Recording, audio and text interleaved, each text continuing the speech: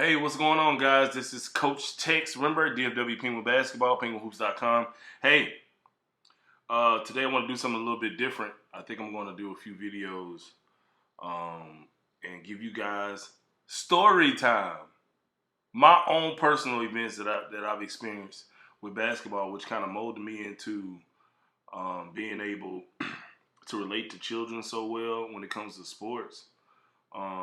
The funny thing, a lot of my friends that have kids, they come to me with situations and ask me about situations with their child, and they wonder a lot of times like how I know or how I'm so knowledgeable about how to get certain types of behavior out of kids or get them motivated to do different things. But yeah, a lot of it is just comes from my experiences, man, and that's why I feel like I'm one of the main reasons I'm so good at helping kids that need development get better, because I was that kid. I was that kid that couldn't play, and I ended up being pretty decent.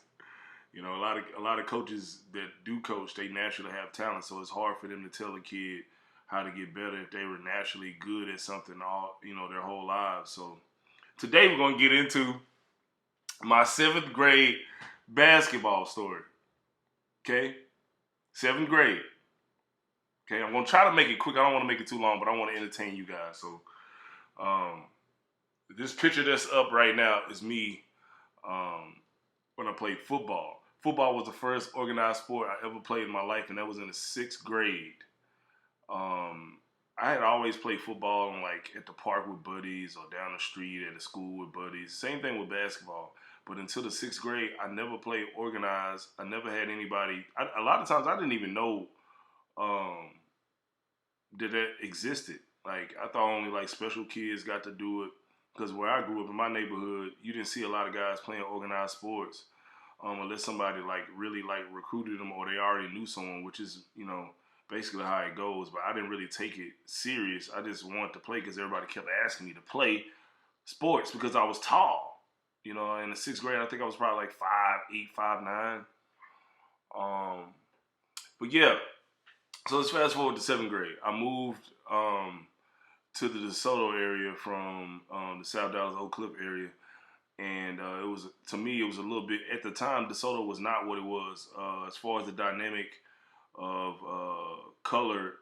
It was mainly white, half black, a few Hispanics, and other ethnicities probably accounted for probably about 3% of that. It's not how it is now, where DeSoto is basically a predominantly black school and is dominating sports and basketball. I always had a good football program, but when I got there, it was kind of like a 60-40 type thing as far as the dynamic. So to me, from where I grew up, it was a culture shock. I had never been around that many, I went to school with that many kids that weren't black. And, I could fit right in academically, but the dynamic of like,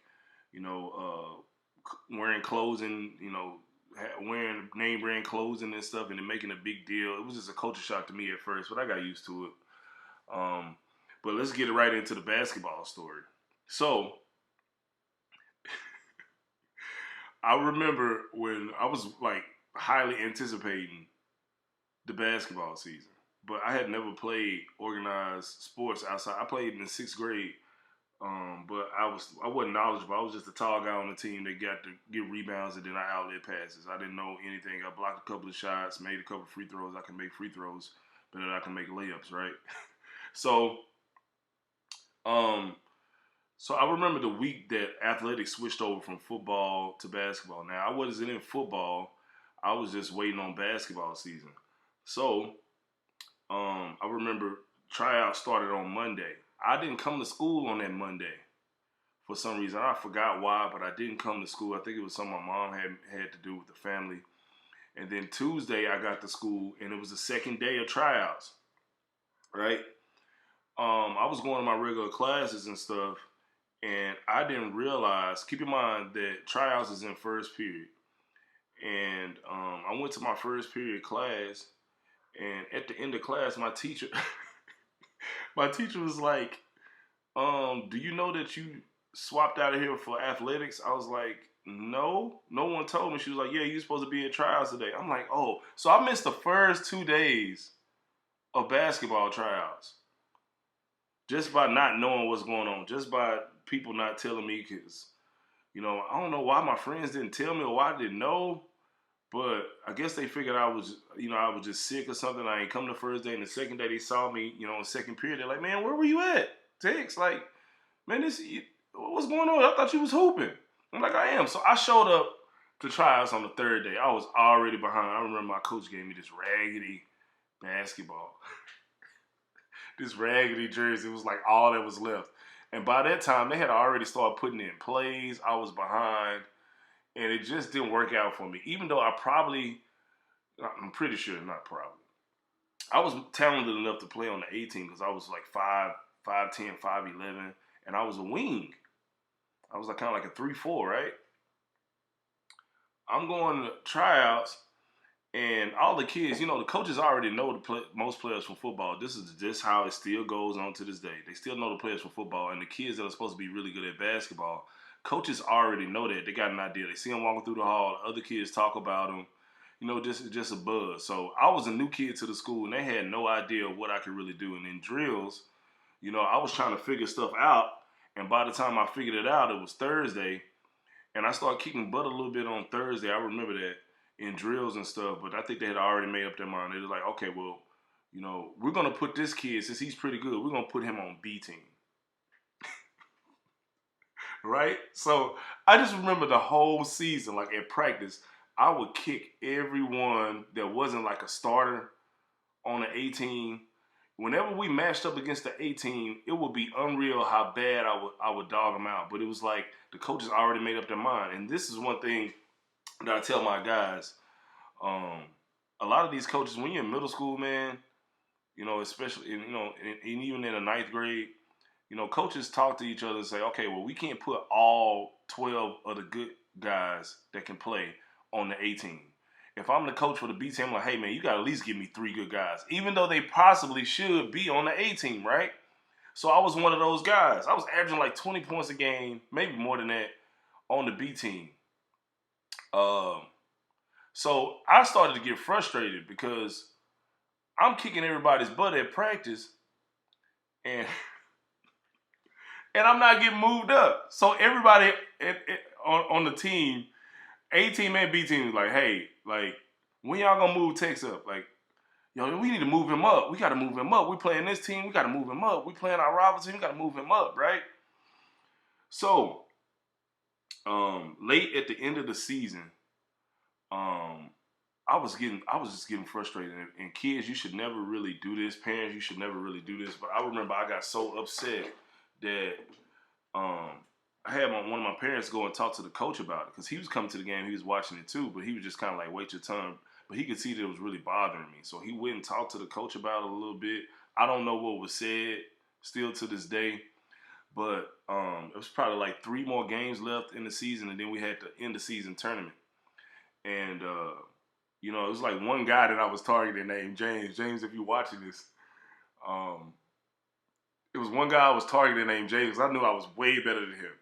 So I would just play him one-on-one after practice all the time. And like the 18 guys would watch and stuff, so I kept beating him. So I remember after my parents had to talk with him, I went over to the coach. I was like, Coach, I just beat James 3 times in a row, one-on-one. He didn't score a point. And he was like, you did you? All right, I think we're going to do a swap. We're going to put you on the A team now. I was like, really? He was like, yeah. So James was hot. He was upset. The last 3 games, they put him on the B team. I was on the A team, and I started to play minutes. Like, I was kind of like the 6th man on the A team.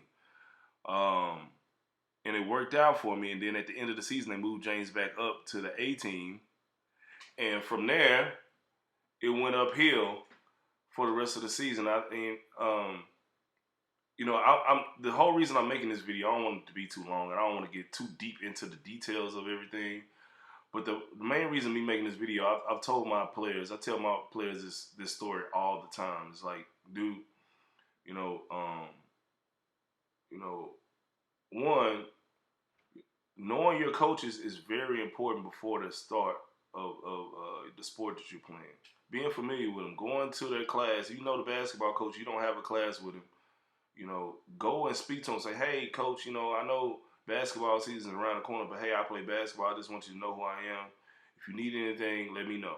I wasn't savvy enough to do stuff like that. So the coach didn't know who I was. And coaches, a lot of times, they make decisions. Like, they can't make a decision on Jason and Bobby. And Bobby is always coming and speaking to them, and he's a good student in their class. And Jason, they don't know Jason. When they come to a head on who they're going to pick the kid that they like more. Right? Two, you know, sometimes you can't worry about stuff you can't control, guys. You know, you're playing basketball, you just got to keep working, and hopefully, things pan out. A lot of times, man, it always ends up panning out. But when you do get your opportunity to get in a position that you want, you got to be ready. That doesn't work out for me if I'm sulking on playing on the B team the whole time and complaining about being on the B team and not wanting to play with the B team and things of that nature. I just played my butt off and try to compete with guys as much as possible to show the coaches that I was pretty good. And sometimes, my situation was I was a little lucky because the coach actually was paying attention. And I don't know what my parent wouldn't talk to the coach about or how he handled it. But whatever it did, both of those things working. I don't recommend parents going and, if you go talk to a coach, going and complaining about that, but just go talk to them and kind of ask, hey, what do you think my son should do? He really wants to be on the A team. I know that's one of his big goals. He's serious about basketball.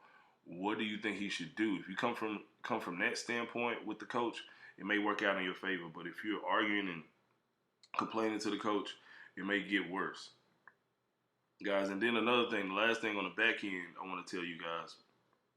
Okay, on that 7th grade team, of all the guys that play with me on that 7th grade A and B team, absolutely zero of them played one tick of varsity basketball.